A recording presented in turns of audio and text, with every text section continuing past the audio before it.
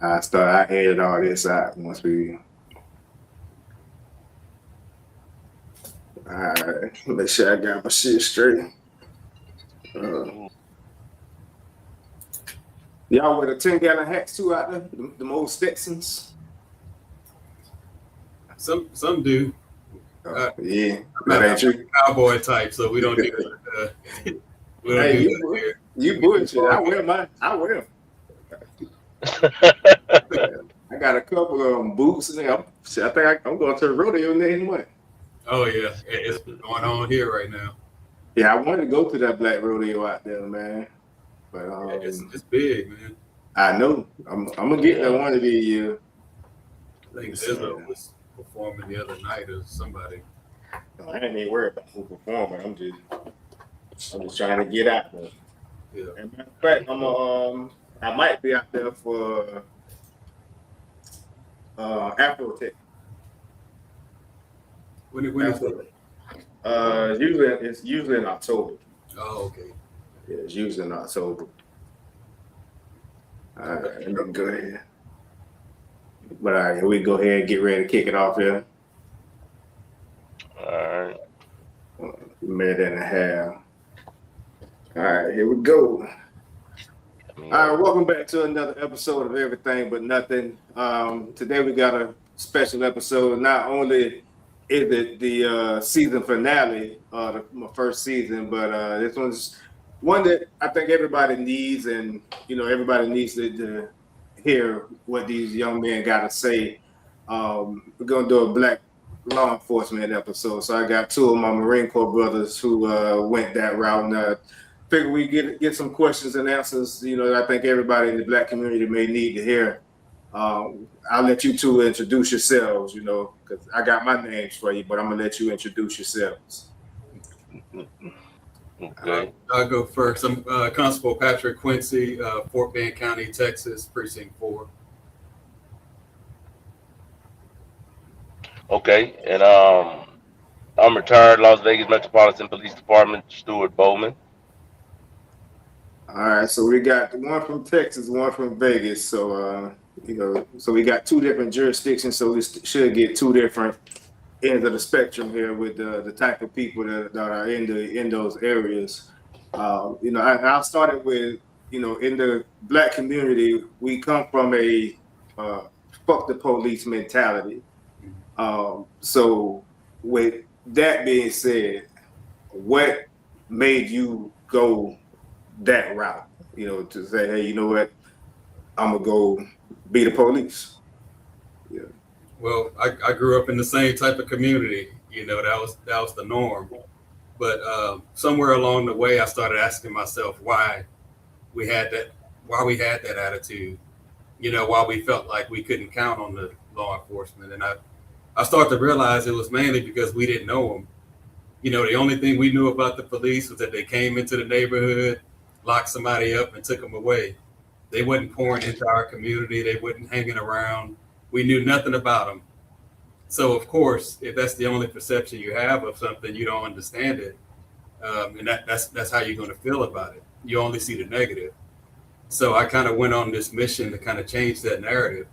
And that's what I do with my agency is I make sure we're in the community, not just when there's a problem, but when we're there serving people. Because I don't want them to have to choose between, the devil they know or the one they don't know that's going to come into Right. the community. I want them to know that we're there for them. So that's why the community aspect is so important to me. Got it. What about you, Bowman? Brother, pretty much on the same lines. Um, like he said, in our community, the only time when we saw an officer is when they was pretty much either roughing up one of our guys or something was going on and we weren't quite sure as to what the details were. But we saw like heavy fist, heavy handed type mentality going on. So it took me on the path when I got in the Marine Corps. It was like, well, I didn't know any good ones, but hell, I know me. So you know what? If I'm not on the playing field, I'm just a spectator. So let me see what this is about. Let me see if I can kind of shift the narrative by being the person that I am and hopefully change the culture a little bit. Okay. Now you kind of touched on something there. By both of you being, Marines, do you feel that kind of prepared you for the law enforcement background? I mean, law enforcement path. 100%, 100%.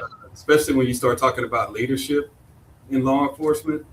The Marine Corps is tailor-made for building leaders. And there's nothing more important in law enforcement than strong leadership. That's not just going to go with the flow, but that when they see something wrong, they're going to call it out. And like I said, throughout my entire career up until the point of where I am now, I look at myself as somebody that's in a position now to actually make those changes and to be the type of officer that I didn't have growing up. And now I get to influence the entire police agency to do the same and hold those deputies accountable that's not living up to the standard that we set. Okay, that's what's up. Yeah. Now. Yeah, that's no. Before you go on to the next, Rich, just to piggyback off what he said, getting into law enforcement and coming from the Marine Corps, those leadership traits are very important because we know how to assert ourselves and how to check something and how to live up to the expectations. Hell, if not exceed them. But like he said, once you get in these supervisory positions, whether it be a FTO like myself or defensive tactics instructor like myself or crisis intervention team like myself, well, once you're in a position to start delegating on the law enforcement side and you know the law and you know policy, as that senior officer, when you show up, well, people are going to take notice as opposed to if you're a junior officer and you got a knucklehead senior officer out there that's just doing just whatever, long as it's within the confinements of policy, integrity, accountability, and all those things. Well, you you might be doing something that you won't necessarily agree with, but as you go up and you get into these supervisory positions, now you can kind of dictate, hey, do I want to go ahead and arrest this kid just because they jaywalked or just because they have a ounce of marijuana? Do I want to write a citation or do I want to call the parent? See, now I can make those decisions as opposed to not in those positions, just doing what I'm told. There's some discretion when you show up, if that makes sense. Gotcha. Now, kind of along those same lines, when you do show up, and I'll stick to the Black community.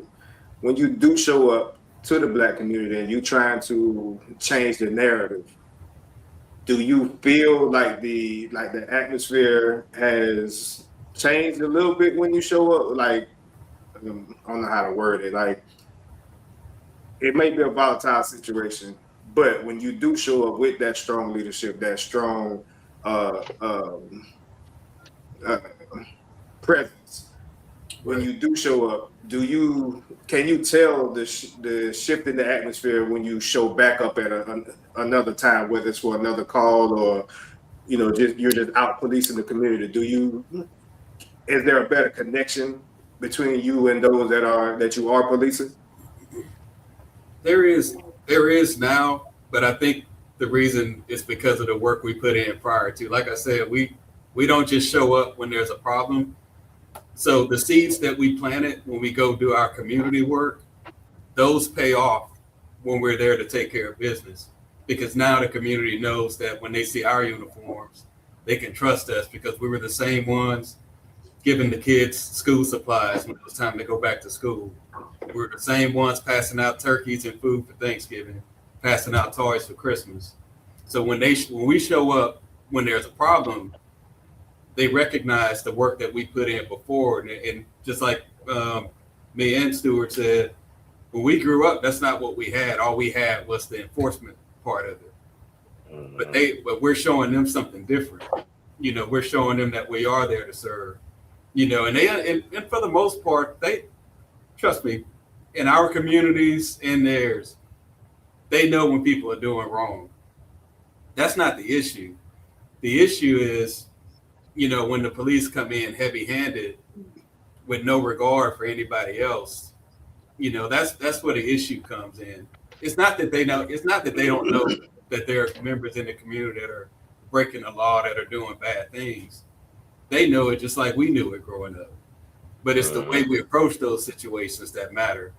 And when one of our own does the same thing, and then we sweep that under the rug, but yet we go into these communities and get heavy-handed with them, that discrepancy is where the problem comes in. But if you put in the work ahead of time and not just show up when there's a problem, they recognize that and they understand that what you're there for. Gotcha. Now, kind of again along those same lines. Well, not really. As you both you were in a leadership position before you retired. You were in a very leadership position. Like, do you experience?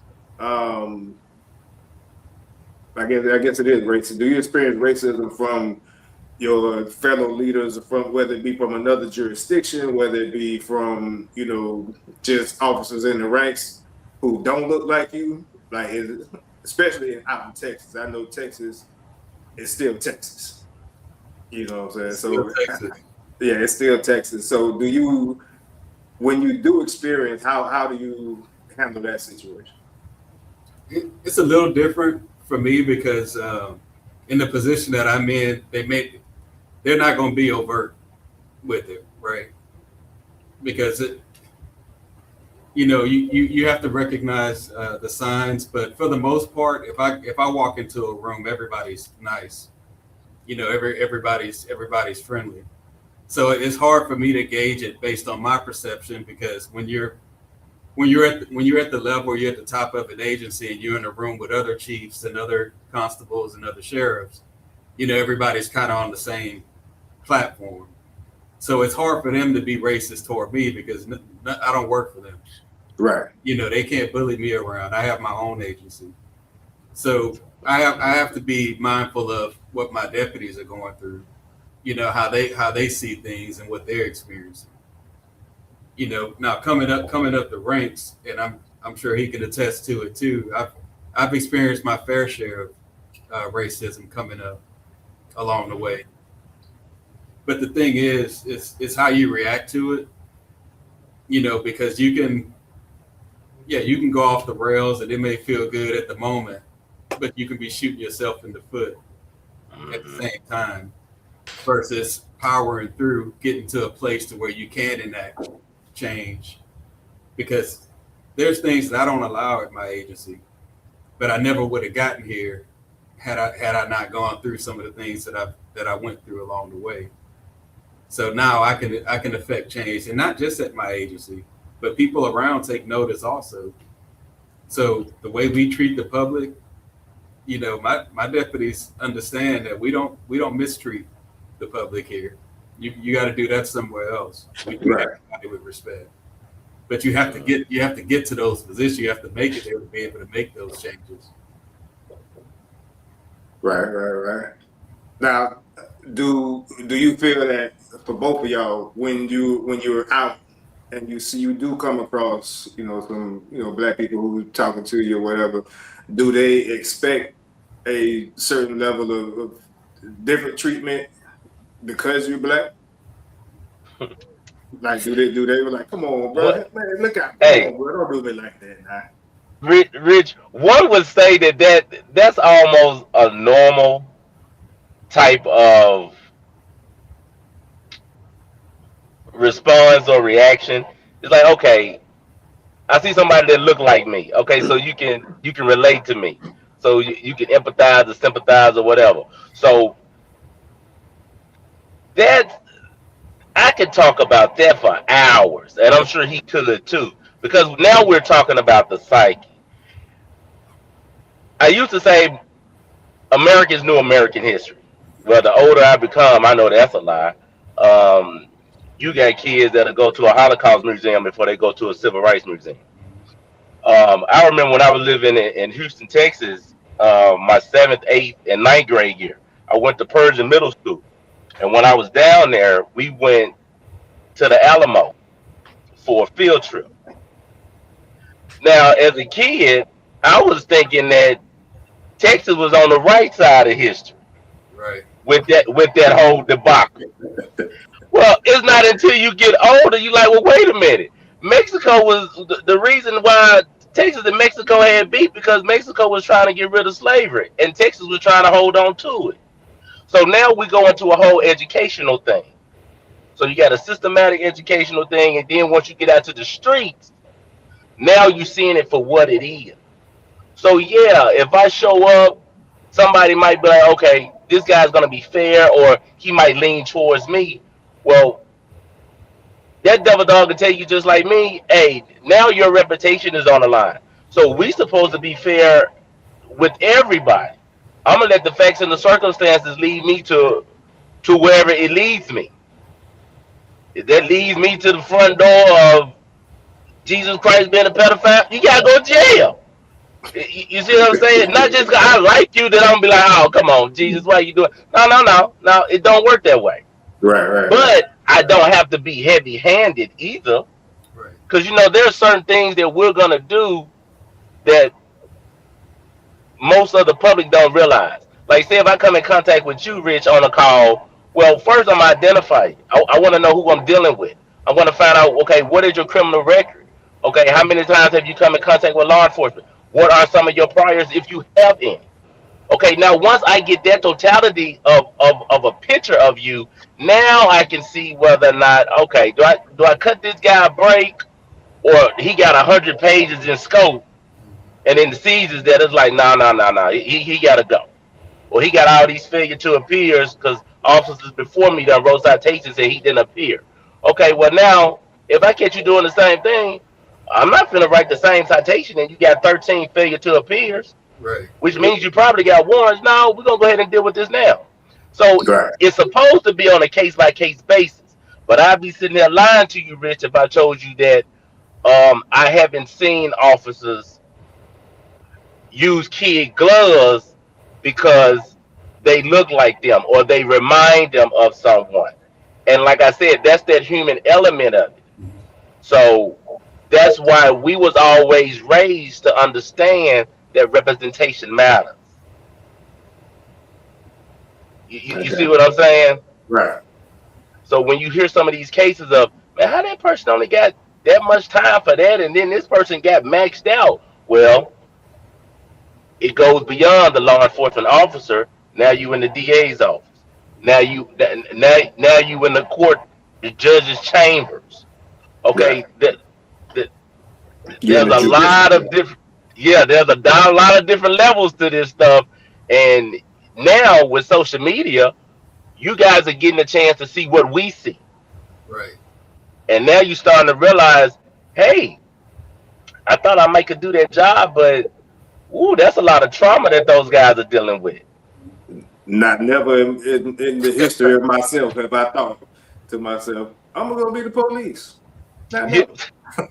and I was telling people, if you would have asked me when I got the Marine Corps, would I be doing that? I would have said, man, no. If you would have asked me my senior year in high school, would I be a Marine? I would have said no.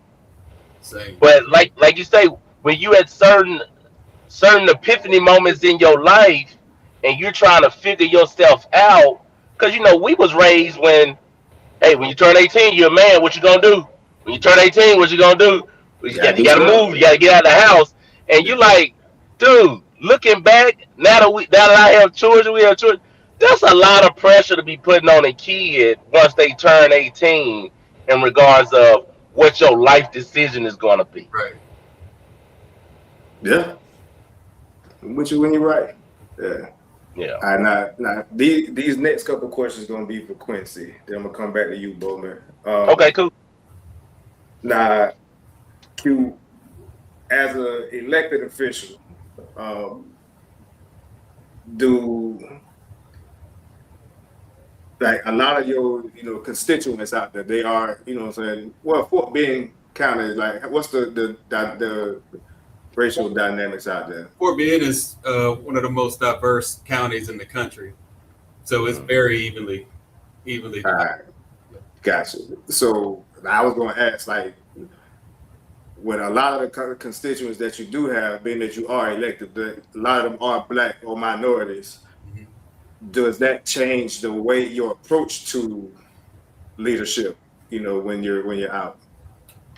It does, to the effect of Bowman actually touched on it. Representation matters. So I'm very intentional about the deputies that I put on the street and making sure that my agency reflects the community that we serve. So we're not going to be all of one thing here. We try to have as much representation and reflect the community because it's true. I mean, we want people that look like the community policing the community. Gotcha. It makes a difference, and it helps with different cultures because we have a large South Asian, Pakistani, Middle Eastern community here. Well, we may not understand all of their cultures, but when we get them inside our agency and we all communicate and we talk to each other, we start to understand each other. So when I have that call at one of their houses, and I walk up to the door, I know I'm not going to communicate directly with the wife. I'm going to talk to the husband because I'm not there to disrespect anybody's household if we're trying to get information. Right. But if I step into their house, I'm going to kick my shoes off real quick. It's the little things like that they recognize and they're like, oh, okay, well, Right. He gets me. He gets it. Yeah. And you can get a lot further that way. Now, Gotcha. keep in mind, I'm not going to ask all my deputies to do the same. Sometimes they'll just call them outside because it depends on what we're dealing with because there's officer safety issues there too. Right. But if I'm talking to a witness or a victim of something and I'm going inside, I may approach it different than if I'm talking to a suspect. Okay. If that makes sense. Yeah, that makes a lot of sense. Now, again, with the constituents, like, let's say, you got like a very, like, you got to deal with something like it's a very controversial incident that's happened out there. Mm-hmm. Like, do you think like the constituents out there, they expect Constable Quincy, like, okay, he's gonna speak up about this, or like is this certain situation like, I can't say nothing about this, like, is it how do you balance that? Like, because I know a lot of them, they, like I say, they will, hey, I know Quincy gonna say something about this here, and then if you don't, now it's like, damn, I thought he would have said something about this. Well, that's a big one because they do have those expectations of you. And I get a lot of calls and a lot of questions. One of the big ones I'm getting right now is about ICE. They want to know my agency's stance on cooperation with ICE. And on the one hand, we're all law enforcement, right? But, I have to understand that I have a constituency that are concerned because they have relatives, some of them. And my take on it is, and I share it publicly. I don't really care. My job is to protect and serve the people in my community. It's not to enforce federal immigration laws. So if you're putting me in a position to where, I have people that live here that are afraid to come to law enforcement because they're afraid that we're checking immigration status. So they can potentially be a victim of a crime. And they can't go to the police because they're worried that if they contact with law enforcement, they could possibly get deported. Well, their immigration status isn't my problem. Being the victim of a crime is. So that's where my focus is. And I have a lot of residents here. We have a large, like I said before, one of the most diverse counties in this country. So we have a lot of people that aren't from this country. A lot of immigrants in Fort Bend County and in Precinct 4 in particular. So they have a lot of concerns in that area. And they do expect the person that they elected into this position to have a stance on it because they need to know the law enforcement that I elected, the person at the top of the food chain in this precinct, what are they going to do if my relative gets stopped? And they deserve to know because they're the ones that elected me. Right. Now, and one last question, and you kind of touched on it a little bit already. being both elected and black, like, does that put a different weight on you as being, you know what I'm saying, a man? Like, does that weight as a man, how does that affect you?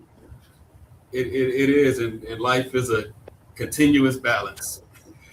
I mean, just being elected in law enforcement is a tremendous balance in itself, because there are some things that I have to do on the law enforcement side that may not be popular on the political side, and vice versa. So there's always this balancing game that I have to do, and being black on top of it is a whole nother layer to it. So it's a constant balance. I think I do a decent job, but you know, sometimes they try to pin you into a corner, and you just have to learn how to maneuver it. But at the end of the day, the way I view it is, if I know I'm leading with my heart, I'm just gonna go that way. I'm gonna stick to my true north and let the chips fall where they may. I can dig that. All right, now we're gonna shift out here to Vegas real quick. Now, Vegas is totally different than Texas. You know, you got tourism, you got very high visibility. Like, what like unique, what challenges out there do you see in Vegas that the average, I don't say the average department may not see, but what are some of the challenges you see out in Vegas that most won't see? The first thing that comes to mind is calls for volume, or volume for calls. The amount of people that are calling in to 311, 911 on a daily basis. Most people don't realize, but Las Vegas Metropolitan Police Department, we're over Clark County. So roughly about 400 and some square miles. But in that county, we're probably at right now maybe 2.8, 2.9 million residents, which is not that many compared to our big brother down the street, LA. When you're talking about LA County, you're looking at 18 million. Right.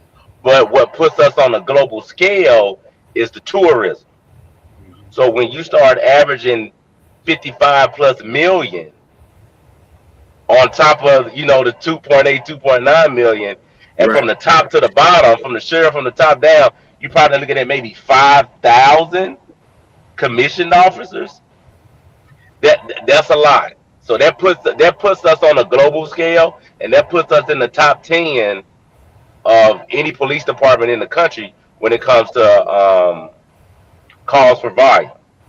So with that, now we got to look at other ways to try to help us still be proactive, be proficient, keep our homicide solvability rate up into the 90s, which we're in the top 5 in the country when it comes to the homicide solvability rate. And the reason why that is because we have every alphabet agency here. So when you're on that global scale, well, you can get a couple of more federal dollars because you got FBI here, you got ATF, you got Homeland Security. You see what I'm saying? So you got all these other agencies working jointly together, and now we have facial recognition software, you have license plate reader, you have voice recognition software, you have all these other features. We just rolled out last year on the patrol side a drone program, which we was only using on the SWAT side, but now we have that in the public. I was one of the first 200 officers to volunteer when the body cams came out. A lot of people don't realize that Exxon, AXON, the company that now makes the body cam, well, they were Taser before that. They had to come back and rebrand because they were first making low lethality weapons, which we call ECD, which the public know as a Taser. But you pop somebody with a pacemaker, that ain't no low lethality. They gonna die. Yeah. So they started getting sued a lot. So they had to come back, rebrand, and now they're known as Exxon, and their number one moneymaker now is the body cam.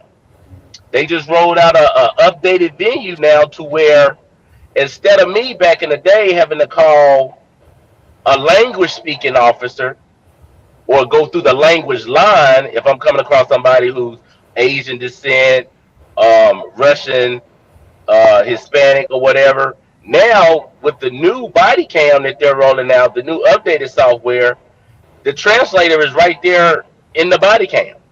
Oh, So shit, once I identify what language you hear, I could just translate. You know what I'm saying? Translate Latin, translate Spanish, translate Chinese, and then it'll start asking the questions that I want to ask them. So as technology catches up with policing, it makes it easier on the investigative side. So you can do a lot more with less bodies, if that makes sense. Right. That's So pretty dope. yeah, so those are the things that help us combat those numbers. But I'm sure Quincy can contest to this, just like I can. Well, now you have a whole society of of adults and children now. They're not detoured from the camera that's flashing red and blue because they grew up in that. See, for us, that's a deterrent for us because we grew up with the VHS days. You see a camera, okay, well, that might change your behavior. But now, Right. once people get used to certain things, they're still going to commit the crime. So that deterrent is not necessarily deterrent anymore. So yeah, you're going to commit the crime, but with the technology, the likelihood of you getting away starts to decline because of all the software and all the technology and all of the cameras now that's out in the public. And the number one camera is your cell phone. Yeah. So when you walk out your house, somebody recording you. If they not recording across the street with the cell phone, well, one out of five houses now have Ring Central. So that had us go back and redefine our tactics when we approach certain houses or whatever. Because I don't know if you guys have one, but dude, the clarity is pretty good as to if I'm outside or my neighbor's outside and they having a conversation, I can hear that whole conversation through that Ring Central. And they're unaware. So all those gadgets, it makes the police department be able to do a whole lot more with less bodies. That makes a lot of sense too. Yeah. Now, So like I said, you'll get away. You'll commit the crime, but the likelihood of you getting away with it in this day of society, unless you in one of these poor states where you don't have that budget, like Mississippi or Louisiana or Alabama or Tennessee or North Carolina. A lot of people think that all police departments are ran the same way. The funding dictates that dramatically. Like the stuff that we have out here, if I went back home to Jackson, Mississippi, they've never even heard of it. Right. Everybody don't have a crisis intervention team where they can send their officers to get 80 extra hours of training dealing with the mentally ill, knowing how to identify certain characteristics. Now, I can't diagnose a person that's bipolar or schizophrenic or suffering from ADHD or depression or PTSD, but I've come across it enough that I can identify it. right. To the point to where I got a DSM-5 riding around in my patrol car, and I'm the only officer that I knew that had one. But working graveyard, more than likely, we're gonna come across a person at their worst having an episode, to where now I gotta legal them, meaning that I gotta seize their body and put them on a 72-hour mental evaluation because they out in the middle of the street at 2 in the morning putting their dreads out butt naked. Yeah. I don't even know what a DSM-5 is, but I'm glad you had it. Hey, I would give you the answer. Just Google it. Look it up. Yeah, DSL 5. yeah, I got Just you. look it Yeah, up. yeah. Now, being out there, like I said, we touched on the tourism. You got people coming in from everywhere. Uh huh. How do they see, like, as a black officer, like, out there? And I think we spoke about it before, like with the numbers, like the percentage wise, like how many of the officers is black. Like how are black officers received, not perceived, received, uh, when they are reacting, coming out to calls out there for, like, let's say dealing with, not with one of the locals, but like just random people that's out there. Okay. Like tourists, Yeah. you're gonna have those cultural shocks, depending where people are coming from. Like there are certain countries where I mean, the percentage of that dark skin pigmentation is 2-3%. Yeah. So it's already a culture shock. If you ever come to Vegas, people are already confused because we're police officers, but we're wearing tan like we're the sheriff's office. Okay, we have a sheriff because the city, the county wanted to keep a sheriff, but the city and the county merged back in '72. So you had a police department and you had a sheriff's department. Well, they wanted to get rid of one or the other. So what they did was they came together and we kept the tans. Like if you go to any other town, you could be able to identify, okay, that's a sheriff. But we push black and whites. So we're police officers, but we have an appointed sheriff, if that makes sense. So that already throws people off right there. And then Yeah. of course, we're not where we want to be as for representation of the percentage of officers per the geographical dynamic, but we're way better than a lot of other cities and towns. So it's not like it's just one, two, three of us. Vegas is probably roughly maybe around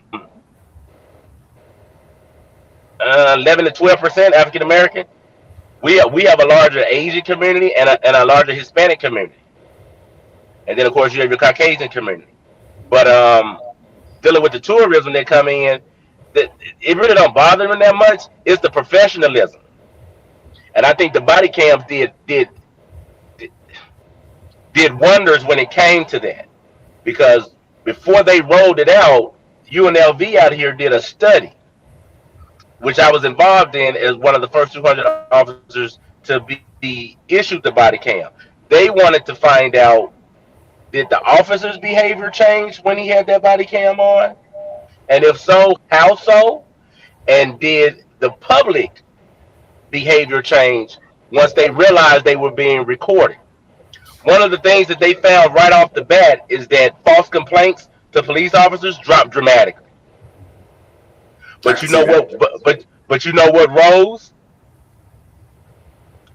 Officer injury, because now you have officers hesitating to do what they know what needs to be done, but they also know they're going to be scrutinized big time, and everybody's going to watch this body cam. So now that Right. hesitance is causing them to take that first blow, or to take that first shot, or to get spit on first, as opposed to Doing what you know you need to do. identifying identifying the threat and reacting, accordingly.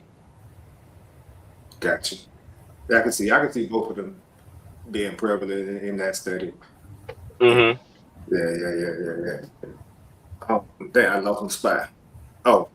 so one more question for Vegas, and you kind of already touched it a little bit. Like, what's something that the public would be shocked to know, like, that y'all deal with on a daily basis out there? You want to go first, Quincy? You want me to tell what we deal with now? Go ahead. Okay. When I first came on the department, the number one call, and it's probably going, well, it used to always be the number one call, was your domestic violence call, because you're just dealing with humans. So Right. you're gonna have those arguments. There used to always be no one call. That you're gonna go to a domestic violence call at some point in the day, despite what area of the valley you're in. That's just the norm. Right. When I retired, it was damn near even with domestic violence and mentally ill calls. For some reason, man, whether it's psychotropical drugs, whether it's misdiagnosis, whether I don't know, it's depression or whether I don't know, but our mentally ill community has risen out here, and I want to say that's nationwide now. It is. You have a lot of what we call able bodies that are unhoused. We use the term unhoused now. It used to be homeless. It Right. used to be uh, it used to be what's the other term that they use? Homeless, unhoused, or vagrant. But now the term that everybody's leaning to is unhoused. Well, when you shut down asylums in this country, where do you put these people? It's not a crime to be mentally ill, Right. but Right. more than likely, mentally ill people that are not on their medication are going to commit crimes. So I'm sure Quincy can contest to this. We have mentally ill hospitals and clinics and and and and resources out here, but at any given time, our detention facility is going to house more mentally ill people than the hospitals themselves because we have more beds. 100% across the board. So when people start talking about, man, they called for help, but you shot that person. Well, when I got to the call, the person that was mentally ill had a knife to the mom's neck. Okay, that's her kid. That's not my kid. Right. Above all, I'm supposed to be preserving life. So I got to try to neutralize that threat. Well, if I'm getting information from my dispatcher that, oh, he has stabbed people before because there's a history of it, and now I got this hostage situation in front of me, I got to neutralize the threat. And you see how that officer is making that split decision based off the dynamics of that call, and say something does happen and we do have to take that life because he might start stabbing. Well, that victim, yeah, she's grateful, but she's also heartbroken that her son is no longer here. So Right. you see this stuff all the time. So the constant discussion that's being had in local law enforcement and even on the federal level is how much responsibility, how much training do we need to give the officer? And they make it seem as though law enforcement is that catch-all safety net. We already wear 13 jobs when you think about it. I got to be a big brother. I got to be a counselor. I got to be a confidant. I still got to be a police officer, but I also got to render aid. I got to apply tourniquets. I got to put field dresses out in the field. I got to get people medical. I got to solve all these problems, and you still got that 1% that's trying to shoot you just because you're a police officer.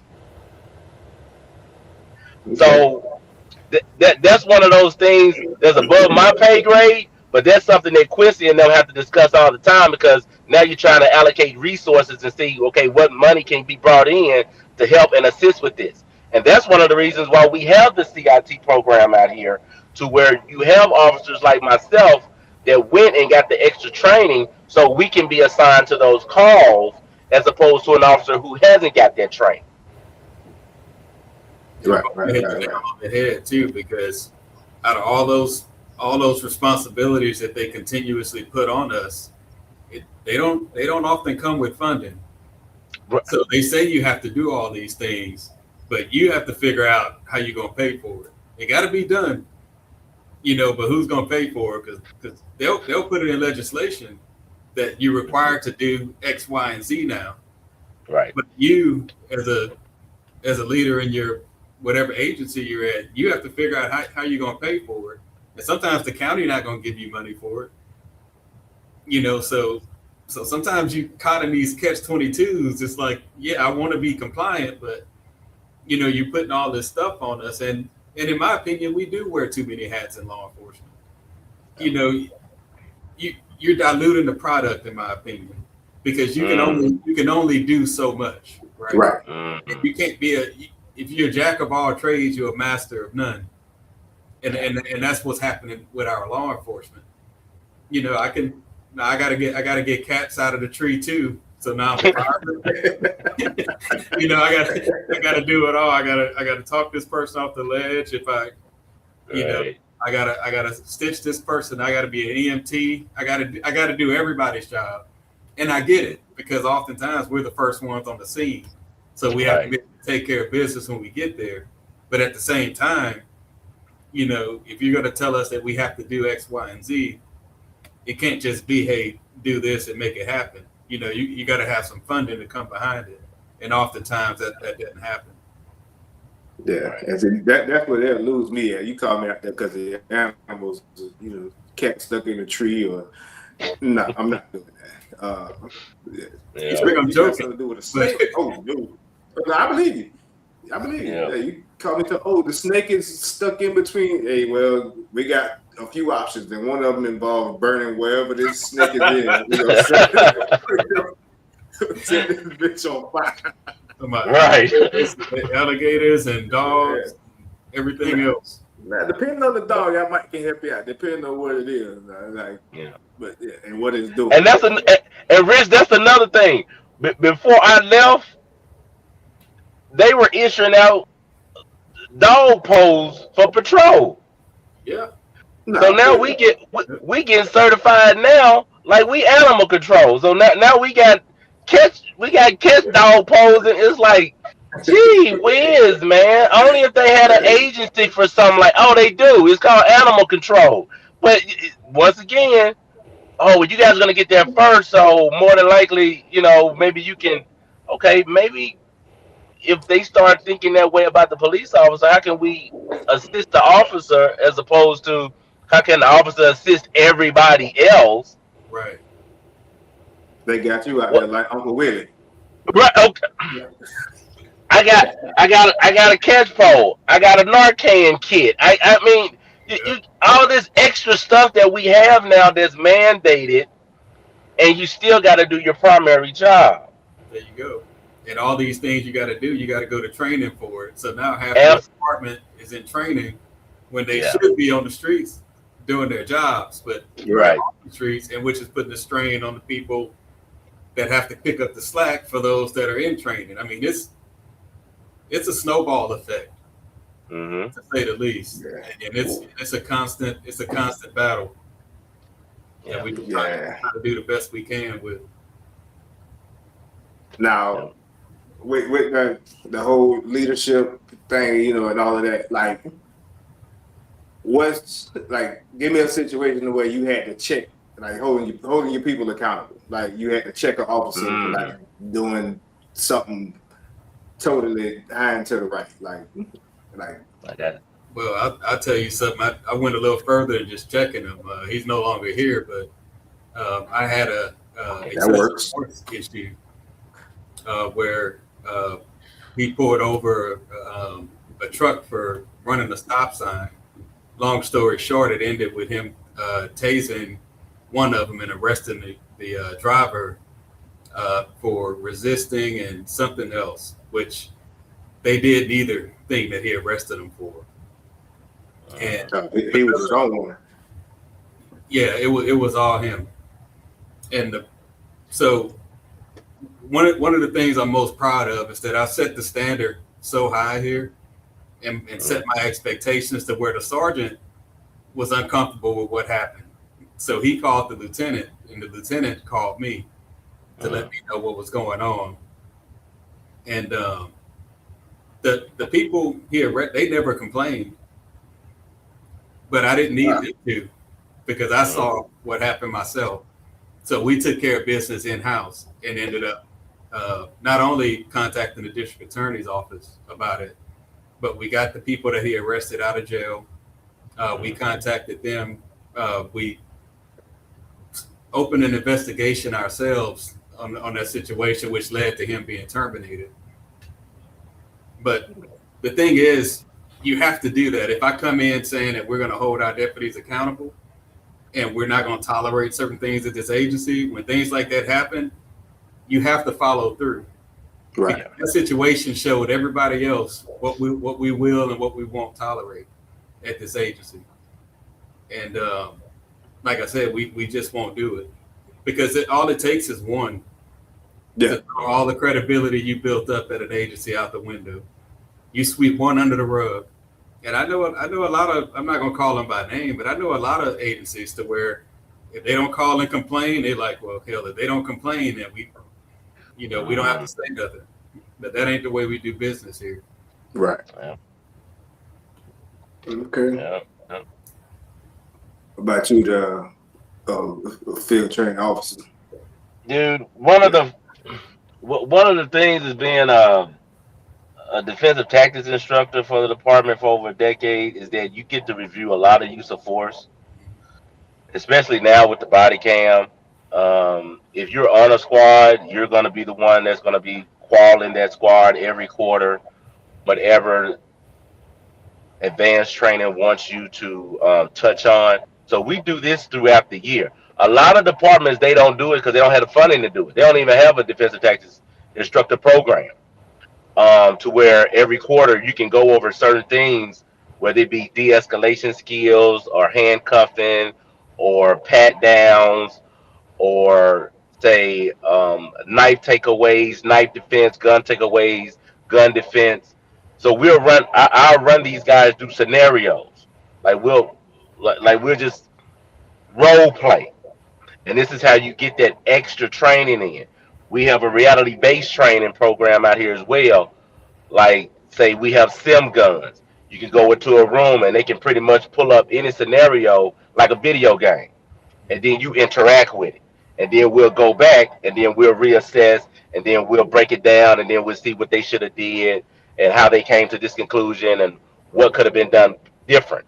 See, we have those tools here. A lot of departments don't have it because they don't have the funding. Now, I'm saying all that to say I've seen a lot of craziness. So it was a reason why departments had to come out and pull in a policy that stated that you have the duty to intervene. You will intervene if you see this officer doing this, this, or this, or you're going to be held just as accountable as an officer that did it. Right. There's multiple YouTube videos out on how people violate people's Fourth Amendments. Like Quincy just said, a lot of people might say, I know my rights. I know my rights. Oh, okay. Majority don't. Right. And you now have a whole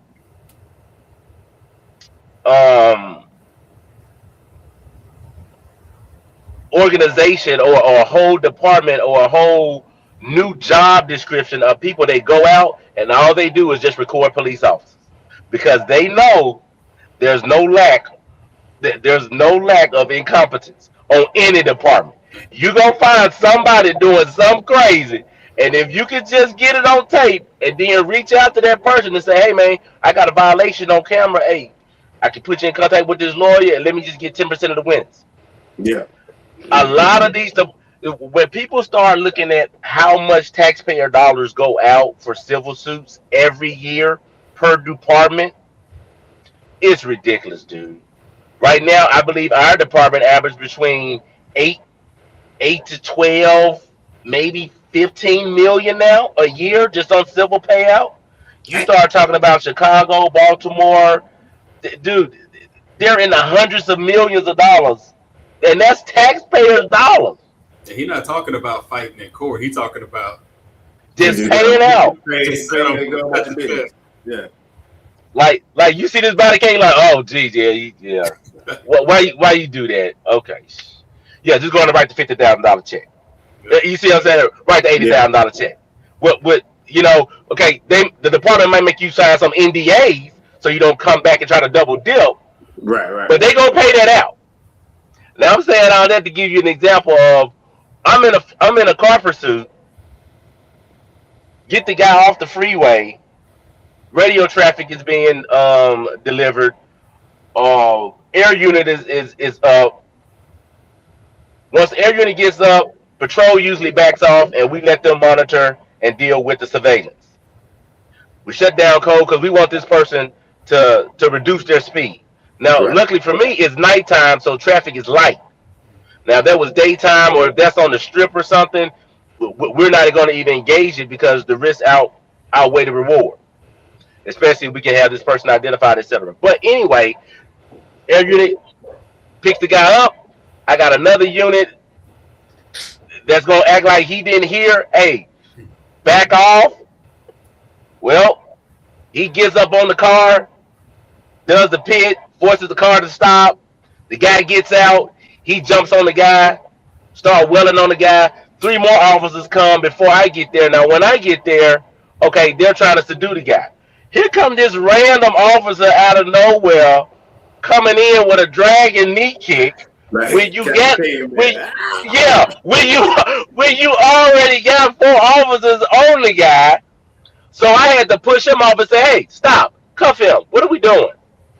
And the guy was mad at me like, "Damn, Bowman, come on!" I said, "No." And this was before body cam. I said, "Dude, I'm trying to help you save your career because that's excessive force right now." Right.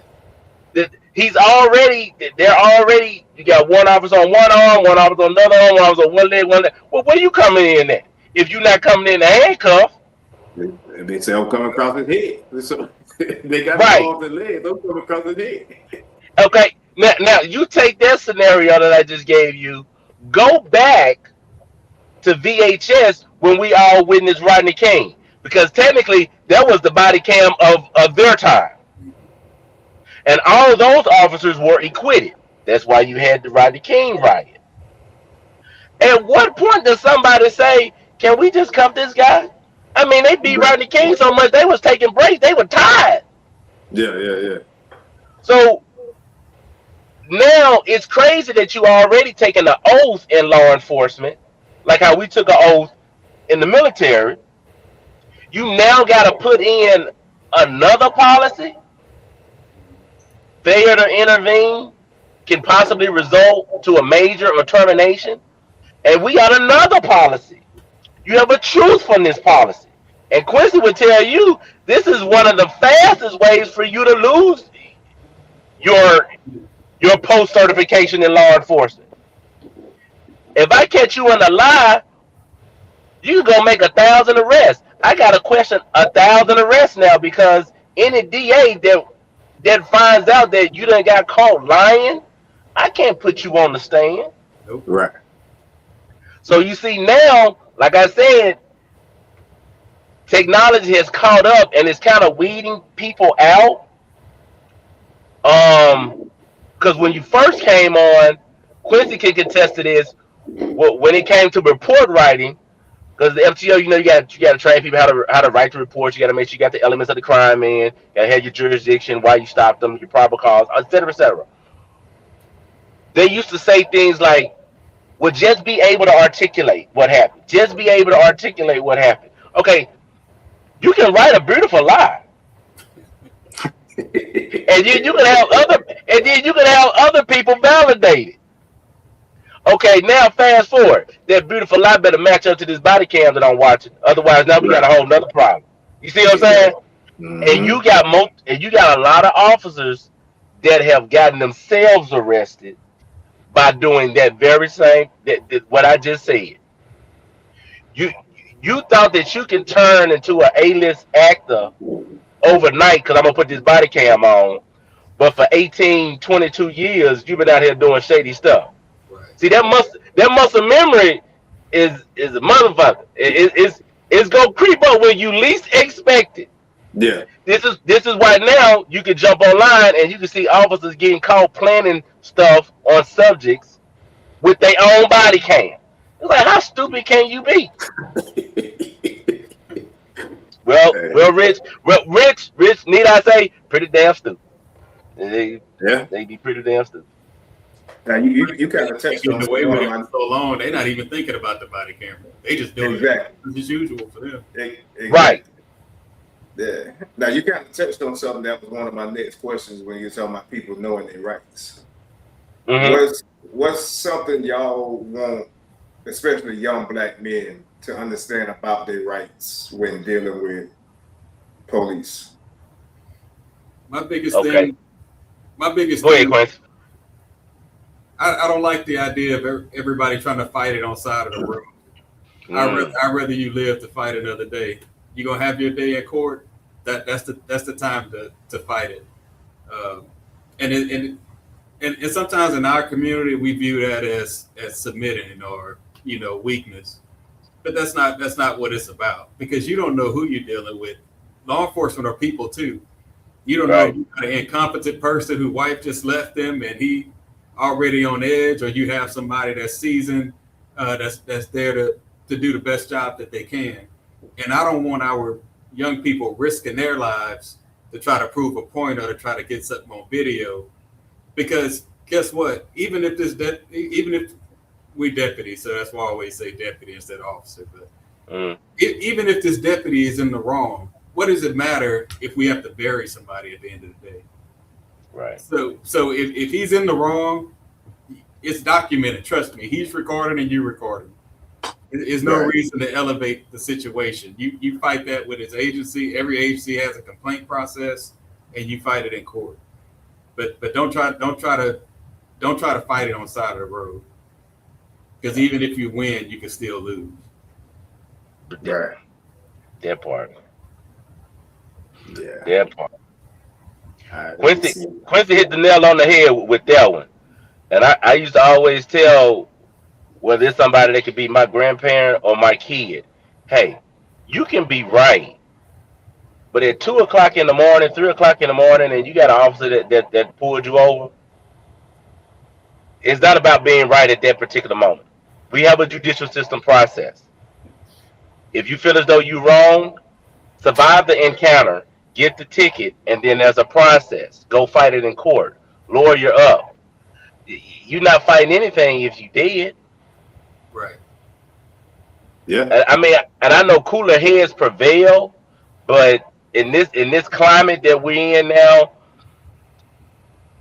there have been times I've stopped a person before I even get to the window. As I'm walking up, they got the phone out the window recording me as I walk up, and I'm like, okay, I don't have a problem with that, because for one, you're showing me your hands. So me and Quincy been doing this for a long time. I ain't never seen nobody get shot with feet.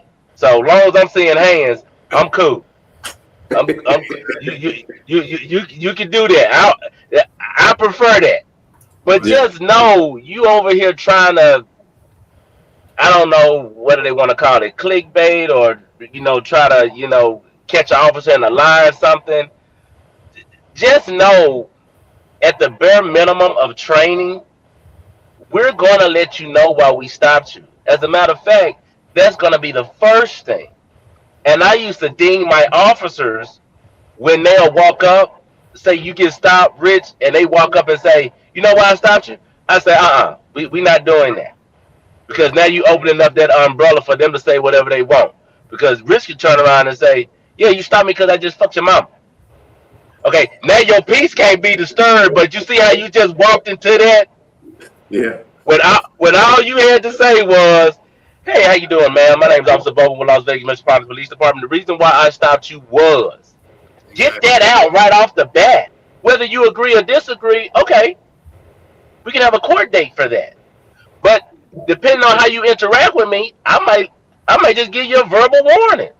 Because you got different officers out here. You got people that like myself, that want to go out and catch the gang member, get the dope, get the gun. Every officer, they have their niche. I know guys that like to go get stolen cars, et cetera, et cetera. You got some people that's out here working to not work because they scared and they timid and they really don't want to be on the streets, but they haven't been on the department long enough for them to test so they can get into the bureau. Right. So you have that. But Well, if I can give a class, which I've given several, but if I can give a class on the public and say, hey, these are the things you need to know, as coming from a police officer when you interact with law enforcement, or just being a citizen, know your directions of travel, know where you are, know north, south, east, west. So when you call the dispatch and you say, hey, he ran west, dispatch is going to start having units go their way. We're asking for descriptions. You give it out the description. You said they went west. We're also going to have an officer make contact with you first. And once an officer make contact with you first, you point east. You done send all the resources to the west. So that's very important. And know that there are three main reasons why an officer can legally make contact with you. It's going to be consensual, it's going to be reasonable suspicion, and it's going to be probable cause.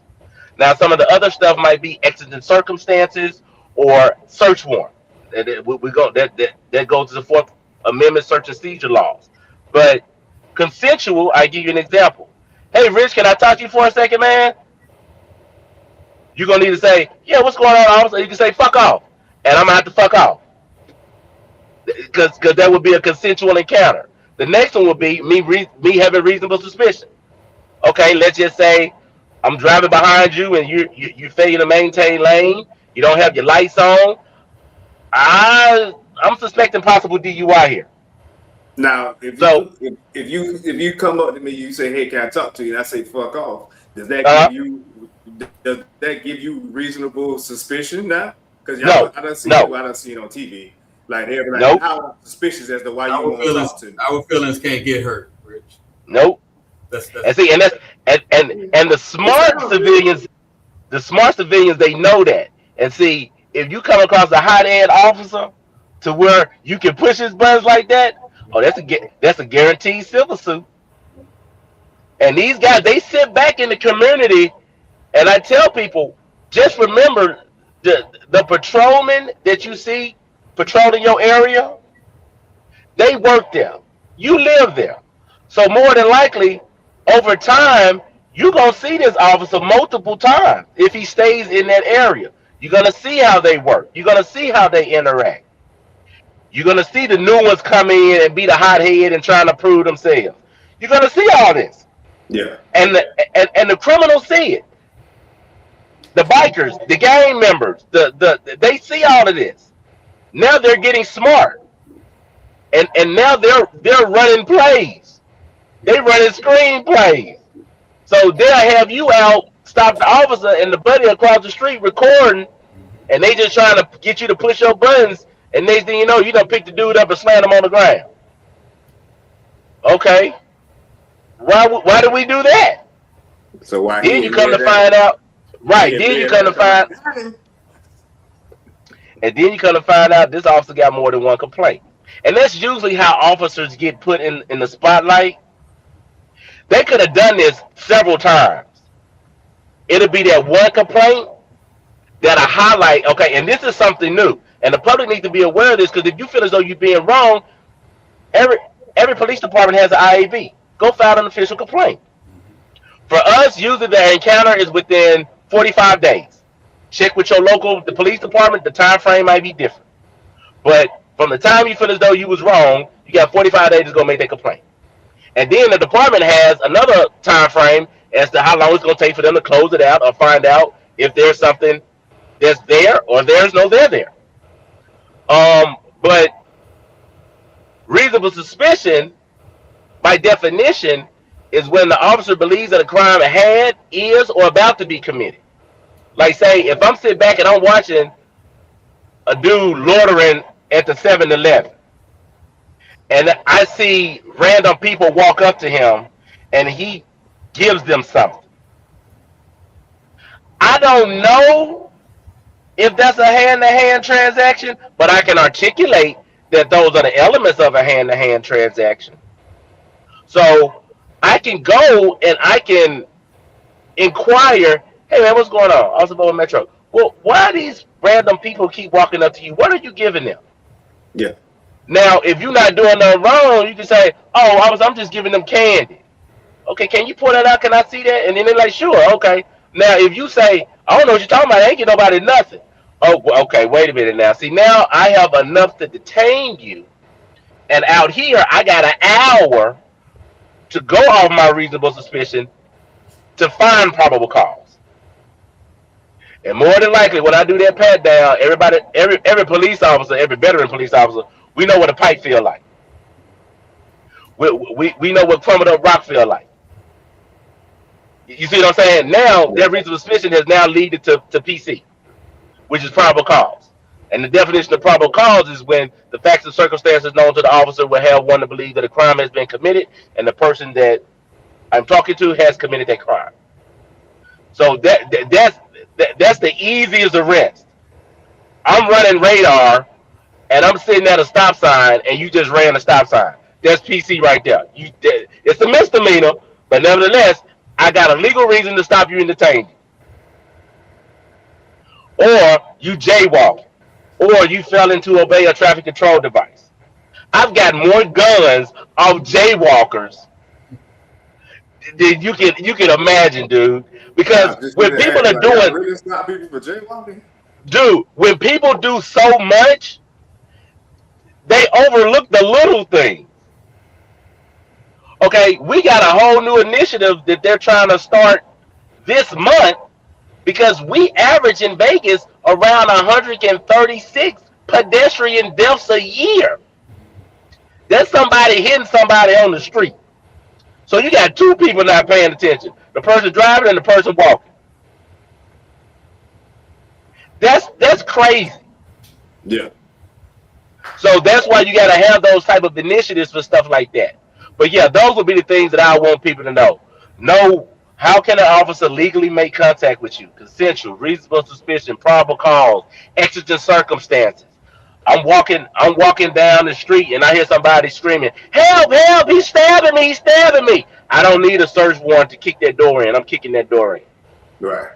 Those would be exigent circumstances. And then the next, of course, would be I need to give elements to get a warrant, which I was search warrant certified as well, electronic, telephonic, and written. And there are certain elements that go into that.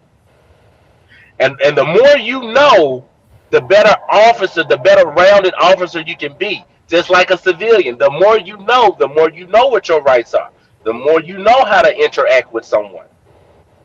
And like Quincy said, at the end of the day, we all play politics. It's just who does it better. Right. Okay. Now, I got a couple more questions. I know I don't want to take up too much of y'all time.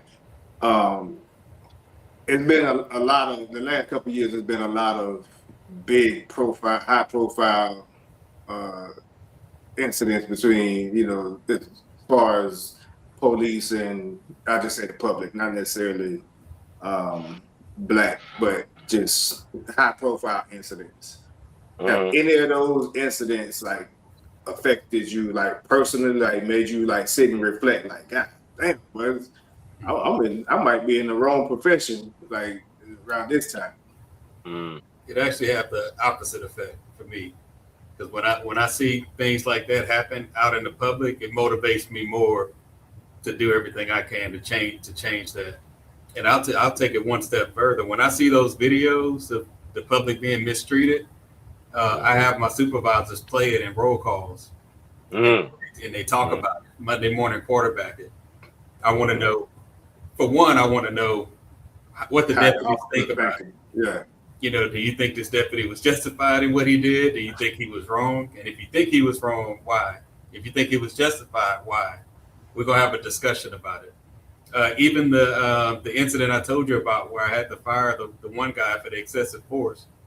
I had an agency-wide roll call, which is basically a meeting, right, for the entire agency, and I played that video and we had a discussion about it, because I never want somebody to get disciplined when they don't know the expectation, right? So we're going to talk about it. I want to know how you think, and I'm going to share how I think, and then I'm going to share what is acceptable here and what's not. So every time I see those videos, I just view it as another opportunity to teach my agency on what's acceptable and what's not. I got you. Yeah. All right. Now, I got two more questions. Now, both of y'all been in law enforcement for quite some time. I know it's 10 plus years for both of you. I'll just say 10 plus. Mhm. How has that impacted your mental health? I'll let Bowman. Hey, hey, Quincy, let me take this one, Quincy. Let me take this. I can I can speak freely, dude. The best example I can give you, Rich, and for the public, because I need the public to understand this, man. And I'm sure this is going to be one of those episodes that people can go back and re-listen and get a clear and honest understanding of how first responders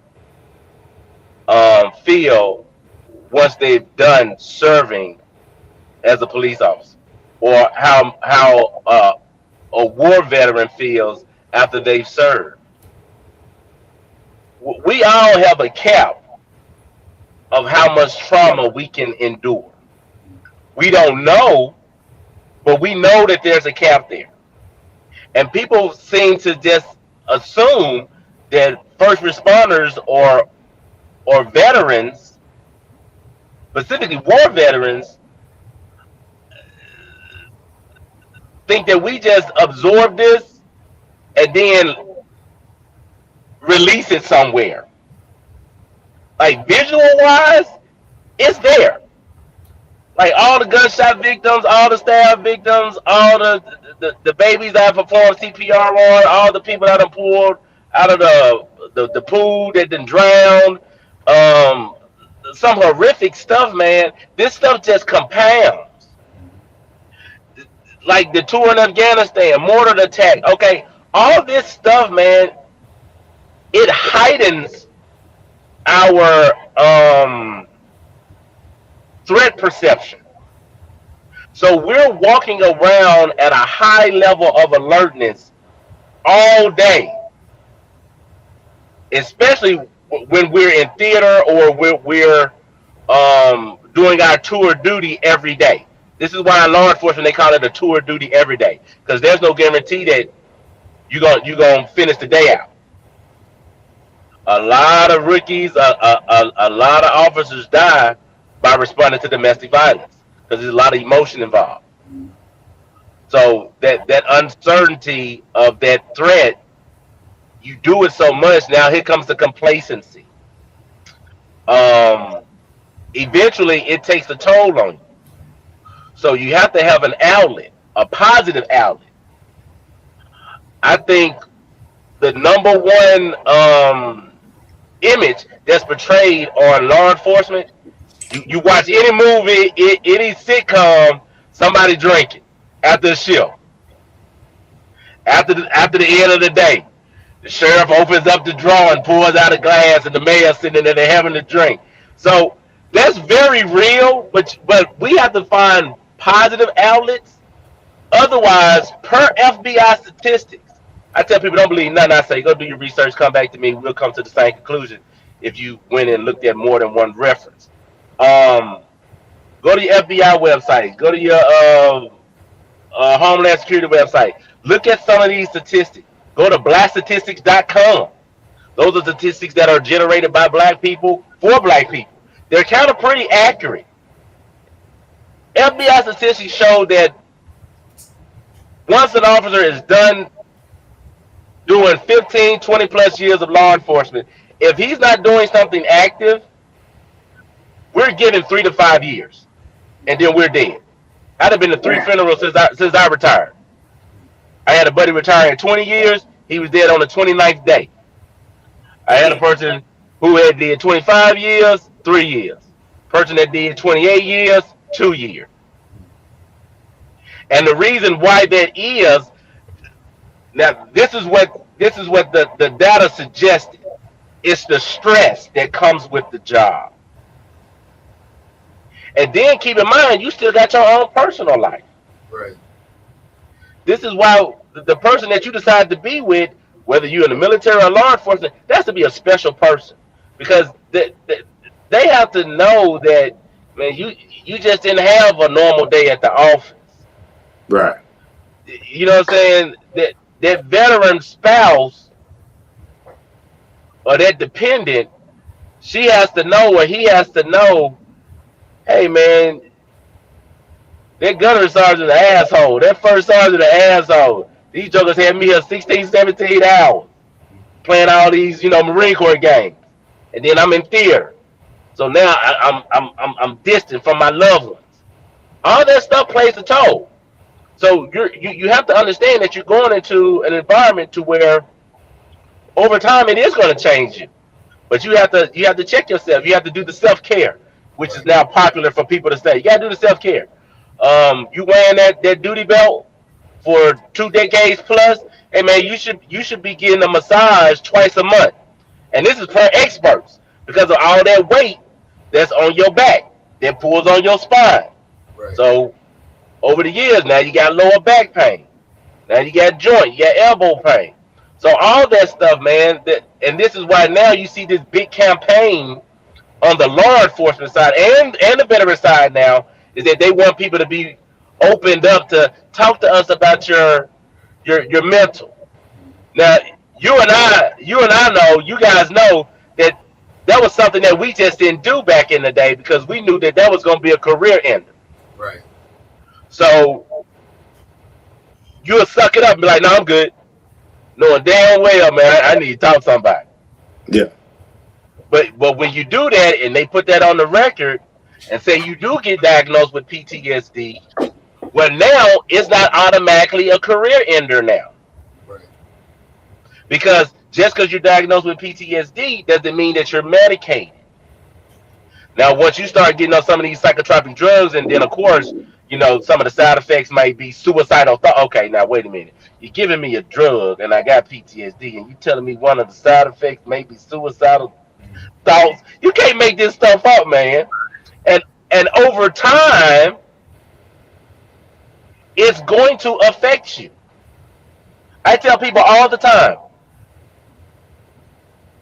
It was our generation when we was in middle school that we started seeing the diagnoses coming to the school, where the school counselor coerced with the teacher, they got the parent to sign to get evaluated, and now here come the pharmaceutical companies putting all the psychotropic drugs into the kids.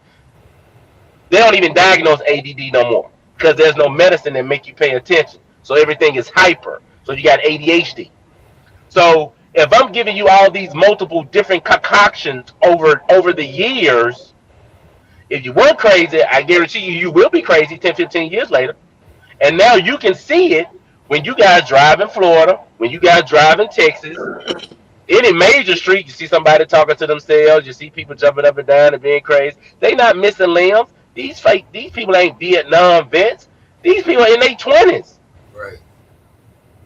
But you're now seeing what is the long-term effect of giving a child psychotropic drugs. Well, they're in their 30s and 40s now, and now you see it. But the law enforcement community is being tasked to deal with it when we're already stressed thin. Recruiting numbers for law enforcement have went down over the years because a lot of people have realized, oh, this is a dangerous job. I could die. Yeah, Yeah. you can. It's underpaid. And then, of course, and once you pass Texas, the pay goes down dramatically. Mhm. You can look up right now. Don't take my word for it. Look it up right now. Look up the starting pay in Mississippi, Louisiana, Georgia, Alabama, North Carolina. Dude, we talking about $11.50 an hour. It's unreal for people to risk their life. It's crazy, Rich. It's crazy. Once you leave out of Texas, that high 80, 90 mark, that plummets. And down south, man, you talking about these guys barely breaking 40, 45.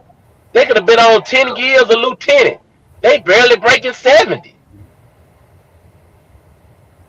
As opposed to out here, you go into the academy at like 68, 70. After 5 years building an apartment out here, you already in six figures. And the cost of living ain't that different no matter where you go now. So those things, if people are thinking about going to law enforcement, hey man, do your research.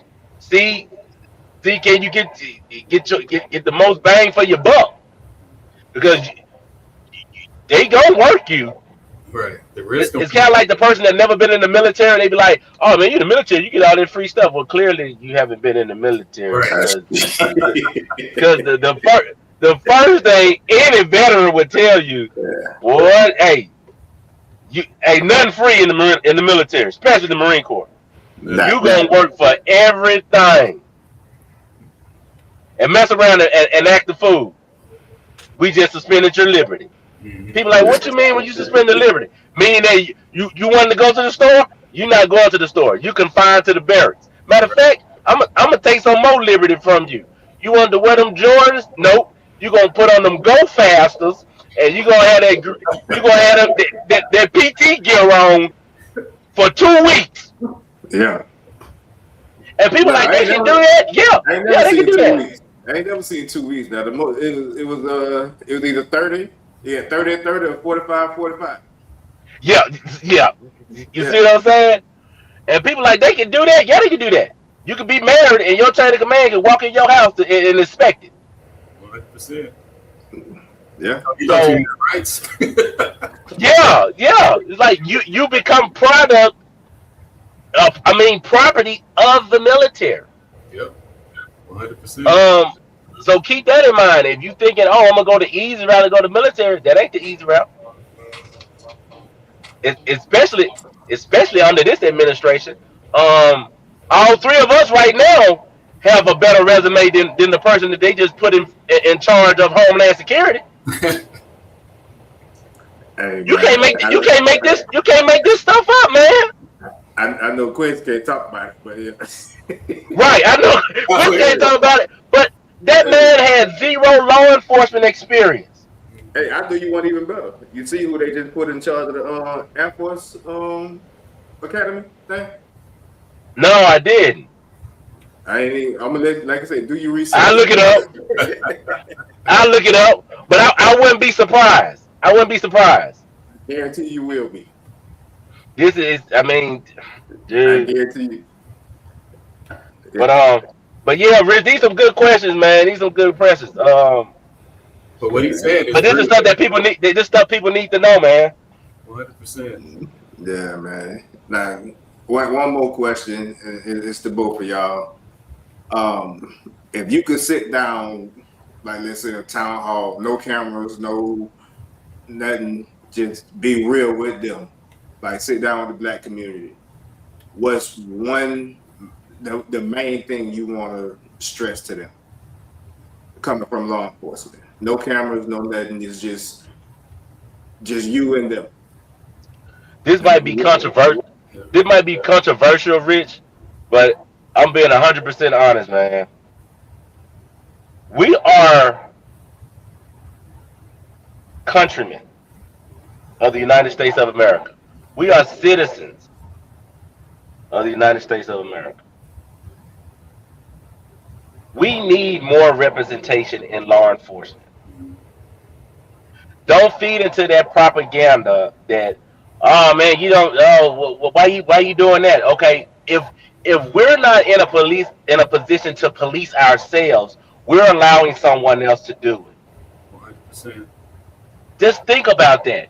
If you don't want your own community of people that look like you in your own community to hold you accountable and protect you and go to bat for you, what makes you think that passion based off American history? I ain't talking about Auschwitz, Germany. I ain't talking about the Holocaust. I'm talking about here. What makes you think the person that don't look like you is going to be more sympathetic, more empathetic, more compassionate to your current state of safety? So we need more black police officers. We need more black firefighters. We need more black EMTs. We need more black doctors. We need lawyers. We need legislators. Dude, if I could be honest, as a black community, I know NAACP been doing it for a while. One might say they lost their mojo, But we need to understand the local state level in voting. You need to know who your commissioner is, who your constable is, who your sheriff is, who your mayor, who your governor, who your councilman, who you need to know your representatives, you need to know your senators, you need to know these people. The judges, people don't realize judges are appointed. If you got a kid, you might want to read up on who you about to put in that district or in that chair. Right. Because more than likely, that child gonna be standing in front of them.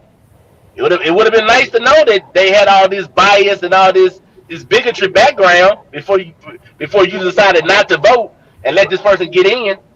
I done seen people win elections with less than 400 votes, man, on the local state level. Mm-hmm. You got more friends on your Facebook. I'll do you one better. Our current sheriff right now won by 46 votes in his first election in a runoff. Okay. 46. Rich, like I said, you can't make this shit up, dude. You passed by 46 people on your way to work. Yeah. Okay. Don't tell me it don't matter. Dude. I love Dr. Umar Johnson. I like his content. I follow the brother, but that's one of the things that I disagree with him on is that he stresses not to vote. No. You gotta vote, man. Right. You gotta vote. Keep in mind, people died, people protested for you to have that right. But this is the world that we in now. People are just born into these rights, not realizing this stuff had to be fought for. Right. And Rich, if you telling me to be honest, if the cameras were closed, hey man, all my Hispanic brothers, all my Asian brothers, all my Somalians, all my Russians, my Pakistanis, my Israelis, all these communities that have benefited off the Civil Rights Act. Hey man, we need to start another rainbow coalition here. Because your Supreme Court Judge Kavanaugh, he gave the green light for ISIS to go and profile. This is stuff that we don't do on the local state level. I'm not finna stop you just because you have an accent and I think you might be an illegal. Right. He gave these people the green light to do this. And then turned around and they said, hey man, y'all don't need search warrants to go into people's houses. Local law enforcement don't operate like that. Yeah. But you have these special little eons that they're giving this federal agency right now. And if you go and do the research on some of this stuff, they're scraping the bottom of the barrel with these kids. What they didn't tell them is that, yeah, you got to sign a 5-year contract. And if you get fired before then, you're going to have to pay that bonus money back. More than likely, you're going to be the fall guy. This is why they're allowing these people to cover their faces. You couldn't have trust in the community of a law enforcement agency if we rolled around with our face covered. 100%. You would lose trust of the police department. I mean, the community would lose trust of the police department overnight. Instantly. And then people are saying, oh, it's because they have to protect themselves because they're doing a dangerous job. Well, what the hell we been doing? Yeah, exactly. It start getting dangerous. You see what I'm saying? It's like none of this stuff is making sense. And then when you try to talk to somebody reasonably about it, it sounds like they're only watching 5 news channels and they're giving you talking points without substance. No, it's like no. They're watching one news channel. It could be, man. But back in New York, back in the day when Rudy Giuliani was the country's mayor, when you was doing that stop and frisk, okay, dude, you was breaking the law then, and everybody knew it was wrong then, but they didn't give you no pushback until you had to be able to articulate once that data came in. Why did Rich get stopped 87 times last month with no ticket? You had stats like that, which made it blatantly obvious that you're profiling, which is a Fourth Amendment violation. You can't just seize a person for no justifiable means. And for people to understand, you can seize a car and I can seize your body. Okay, that's the same thing. You're not able to freely move about. If you were to do that to your girlfriend or your friend, you know what that charge would be? Kidnapping. Kidnapping. 100%. You're going to jail. Oh yeah, oh yeah, and that's a felony. It ain't a misdemeanor. It ain't a gross. So I mean, if we're supposed to be more in tune, more equipped, more able to get access to all this stuff, why aren't we smarter? Because Right. it seems like the fight is not in the people anymore because they've gotten complacent. They've been born into all of this stuff. So they've never really had to fight for something. Right. But it was in one lifetime that there was Jim Crow, segregation. Hell, they didn't get rid of my state flag until the early 2000s. And that was the Confederate flag. That was Mississippi's state flag. Yeah. If you don't believe me, Google when did Mississippi get rid of the Confederate flag, and I do you one even better. When you bored, Google when did Mississippi officially abolish slavery. That was gonna blow your mind. Somebody said something about they forgot to submit the paperwork. I'm dead serious, dude. I'm dead serious. Unbelievable. Dead serious. Okay. Now, what about you, Q? Like, you can sit down with the black community, no cameras. Well, he touched on it, and I always tell people, being elected, I try to stress the importance of voting. I tell people, you literally have the ability to hire the person that's going to patrol your neighborhood. Yeah. Law enforcement in your area, your constables and sheriff, they're elected here, which means you get to hire and fire them. Your representatives, some people still don't know what a commissioner is, what a county judge does. But these are the people that's making decisions that impact your day-to-day life. And I guarantee somebody knows what they do and who they are. You just don't know. And the people that do know are taking full advantage of it, and they're getting who they want in those positions. Also, primary elections. We just had one about a week ago. Mm-hmm. I know a lot of people that'll vote for the president and won't vote in the primary. And I tell them, your candidate will never even make it to November because you skipping the primary election. Right. So and I'll tell you how it affects people directly. Like we spoke about earlier. My agency, we don't work with ICE. My focus is protecting the people in my community. All of them. I don't care about your immigration or none of that. All I care about is if you need help, that you can come to us and we provide that help to you. But that's not all constables. There are some constables that were elected that do cooperate with ICE, that pull people over, and if you look a certain way, then they're going to make a phone call or they're going to inquire about your immigration status. So guess what? You have two different constables that run the agency two different ways, and we're both elected. So you don't think which one you vote for matters? Right. Based on the type of law enforcement you want patrolling your area. So I tell people the further down the ballot you go, the more closer to home it hits. So you want to go in there and vote for the president and walk out. Guess what? Everybody that affects your day-to-day life, you just skipping over and you leaving that into the hands of somebody else. And once that happens, I can't feel sympathy for you complaining about the state of affairs when you don't participate in the process. Right. It's just not that how part. It doesn't work that way. So you ain't got a dog in the fight. You don't have a dog in the fight.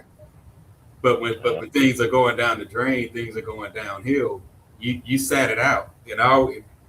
I'm not shy about reminding because that's the first thing I ask when they start complaining to me about the state of affairs and this and that, and I don't like the law enforcement is harassing people, and I say, hey, did you vote? Did you vote in March? They're like, oh, that don't matter. I said, well, it does because you got what you voted for. Right. You make a better decision next election. Yeah. So voting is extremely important. If it wasn't important, certain people wouldn't fight so hard to make you think it wasn't important. they're passing laws and legislation here to make it more difficult for certain people to be able to vote. You know, they passed a law where you can't have a polling place at a college campus now. I saw that. You can't give water. Think about it. You can't give water and snacks to people standing in line, long lines to vote for hours. And where do you think the longest lines are? In the Black community. They close polling places in certain areas. So if you only have a limited amount of polling places in certain areas and you have more in other areas, then the lines are naturally going to be longer in the one with limited polling places. Mm-hmm. And now they took away drive-through voting. They're doing all these things saying, oh, well, it's voter integrity, voter, voter security. Yeah, me giving this person about the board ain't got nothing to do with their integrity. Zero to do. They still can't give a study that proves that there's even any voter integrity issues. They still hadn't proven that. Yeah. No. But yet they continue to pass legislation to make it harder. Right. In certain places for certain people. So the whole gerrymandering and the restructuring of the map and all that. Like you're saying, Quincy, if it wasn't such a big deal, why are they so hell bent on doing this stuff? So this is what I tell people. This is how you know people are full of BS. If you say you don't care about me, matter of fact, you say you supreme, you better than me. Why the hell you worried about everything I do? Why are you watching me? That should tell you everything you need to know. If I'm not, if I feel as though someone's beneath me or we're not on the same wavelength, I don't entertain. You don't even see him. Exactly. You either got to be crazy or there's a hidden agenda for you to be infatuated with somebody or with a group of people that you claim to be better than. Right. And what good are rights if you don't exercise them? That's another thing that I tell people. The rights are nothing more than words on paper if you don't exercise them. There you go. Yeah. You know? So you can either take part of the process or you can just leave it up to somebody else to make the best decision for your life. And good luck with that. Okay. Man. Know your history. Know your history. If you know your history in this country, before you go globally, just study local history. Understand. Start with your state. Why is your state shaped the way that it's shaped? Let's start with that. Might surprise you. How did your state come to be? Let's just start there, and then start figuring out. Oh, okay. What atrocities happened here? How hard did your ancestors before you in the state that you in have to work in order for you to enjoy the things that you now have an abundance of? Mm-hmm. When I was living in London, they don't even got public bathrooms, man. You can't even just run into a McDonald's and say, "Hey, let me go use the restroom." No. Paying customers. It was crazy. The number one spot that people over there in the UK use the bathroom is in them red phone booths. Oh, wow. I found out the hard. Hey, found out the hard way. Like, oh, I'm gonna take a picture, man. That's where they go because they don't allow them to. We take a lot of this stuff for granted. Like you get ice with your soda. You got to pay for that. That's all extra over there. That taxation without representation is very much real over there. Little stuff like that, man. Yes, indeed, man. Our fellas, man, I appreciate y'all, man. I done took up enough of y'all time. We running on almost 2 hours, man. Yeah, buddy. It was a good combo, man. Yeah, man, I appreciate y'all, man. It definitely was much needed, man. And I got a feeling I probably got some more that we probably could have touched on. We might circle back for a part 2. Oh, for sure. Oh yeah, man. When it comes to this law enforcement thing, dude, this this is constantly changing, rapidly evolving, and it really does affect people on a day to day. So Indeed. that's why we definitely need to have these conversations and try to promote the youth to go into these career fields, man. Because we need it more now than ever. Yes, sir. Yes, sir. But again, man, I appreciate y'all fellas, man, and y'all take charge and carry out the plan of the day. All right. Yes, sir, man. All right. It was good talking to you, me and you, Quincy. Same to you, brother. All right, All right, y'all dog. have a good one. You too, man. All right.